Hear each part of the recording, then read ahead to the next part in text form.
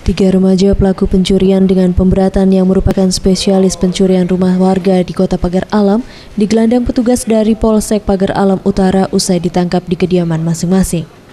Ketiga pelaku yakni RS, BA, dan R, ketiganya masih berstatus pelajar di salah satu SMU di Kota Pagar Alam. Kepada polisi, tersangka mengaku aksi pencurian rumah ini sudah beberapa kali dilakukan di Kota Pagar Alam. Selain membongkar rumah, mereka juga membongkar warung dan menguras isinya untuk dijual kembali.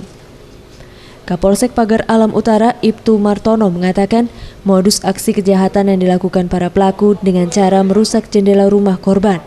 2 orang bertugas masuk ke dalam dan mengambil barang, sementara yang lainnya bertugas berjaga-jaga di luar rumah.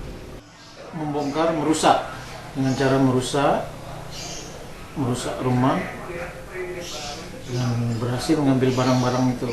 Barang-barang itu alhamdulillah bisa kita kumpulkan, ditemukan dengan beberapa orang yang sudah dibagi-bagi. Ada di wilayah Kabupaten Lahat, ada yang di Kabupaten Empat Lawang, dan sebagian di Kota Pagar Alam sudah dijual.